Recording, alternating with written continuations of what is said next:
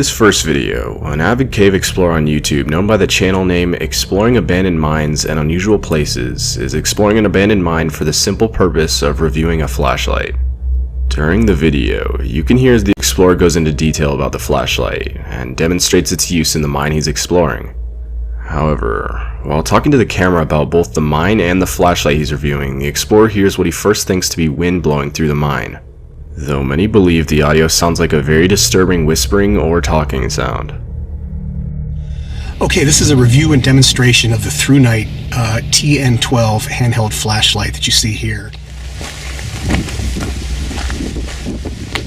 Okay, that's the portal to the wall deck mine. I'm inside. The wind has kind of died down a little bit and it's not raining, so I managed to stay dry.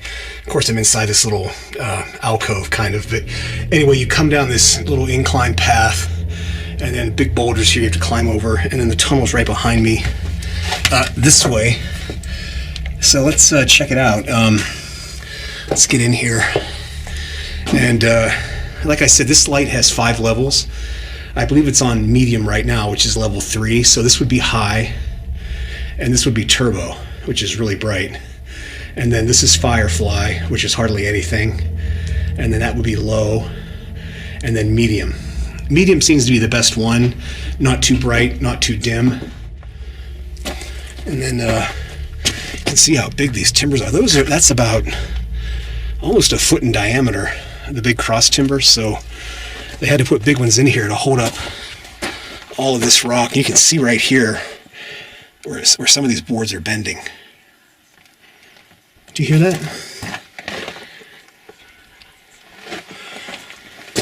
Sounds like,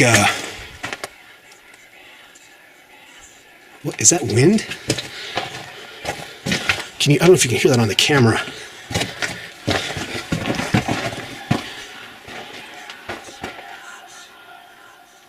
Do you hear that?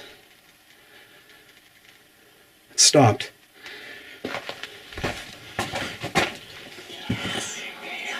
Well, I don't know what that is. That doesn't sound like wind, but that's crazy. Don't know if that's a bird or I don't know what that is. It almost sounds like snakes, but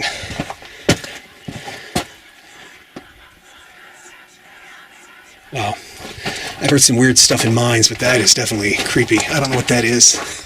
So let's get out of here and head back out to the portal. That was weird.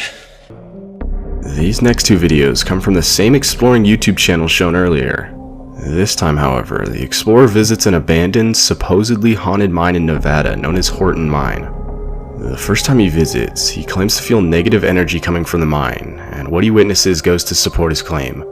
However, with the popularity of the first visit, the YouTuber decides to visit the abandoned mine a second time, this time hearing something very disturbing. Here are both of those visits to the mine. Okay, here's a lower adit at the Victorine mine. I believe this was an older mine that once they dug the upper tunnels, this got incorporated into the same claim or whatever. Okay, we can go in here and just take a quick look. I don't think I'm going to explore this particular mine. There's a little bit too much water in here, and I know this mine is really old, but yeah, water in a mine. I do see other footprints here in the mud, but I just don't think it's wise to go in here when there's water. Try to avoid this if I can. Yeah, this looks pretty sketchy. I'll go a few feet further in and check it out, but I think I'm going to pass on this one. This is one of the creepiest mine tunnels I've ever been in, just because of how dilapidated it is and all these chains hanging down from the overhead, and there's a shot looking down the tunnel. Here's a shot looking back towards the entrance. I'm a little bit further in, and looking down the tunnel here.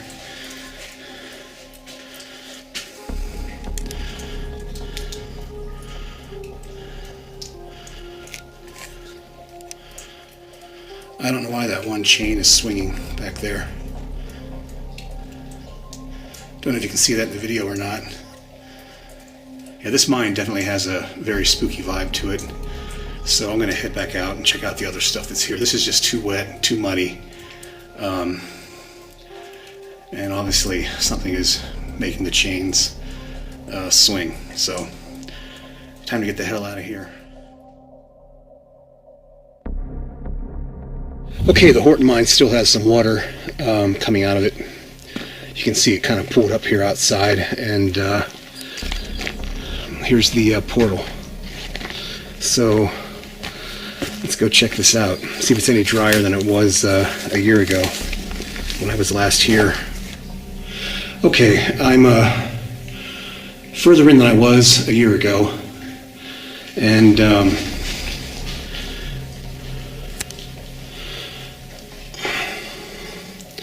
that's how far I've come.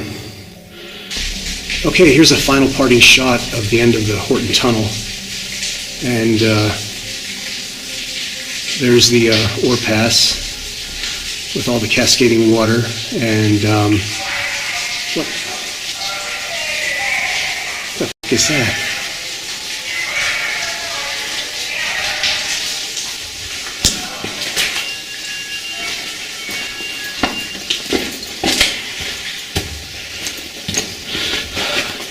I don't know what that was, but there was a sudden blast of cold air, and I'm getting out of here. A man named Clem Schultz and his wife lived in Fairdale, Illinois during one of the most destructive tornadoes in the history of Fairdale. During the storm, Clem took a video from the top floor of his house as he saw the giant tornado get closer. Clem thought the tornado would miss his house, when in fact it was coming directly towards him, all while he was still recording. Unfortunately, Clem's wife would pass away because of the intensity of the tornado, while Clem would receive a terrible spine injury. The phone he took the video on was later discovered in the rubble of his home, and this is what the video was able to capture.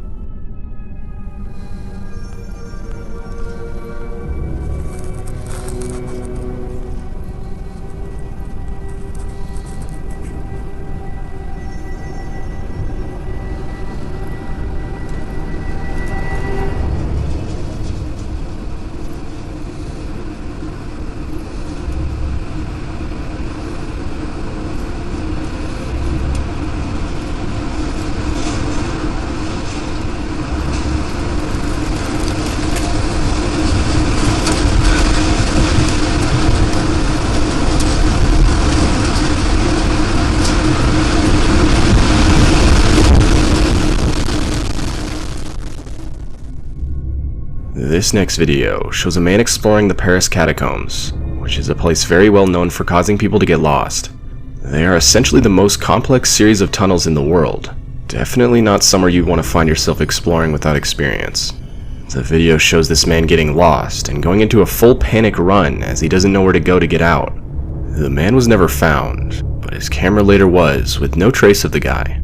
It's very bizarre. These arrows point in a direction. Occasionally also, he stops to photograph roomfuls of bones, which means that he's very, very deep inside the catacombs. So basically, he's filming what he's seeing very deep inside the catacombs, other than the point of view shots or pictures of human bones. The catacombs for centuries. So it is possible with these paintings that we may be able to retrace his itinerary to some extent.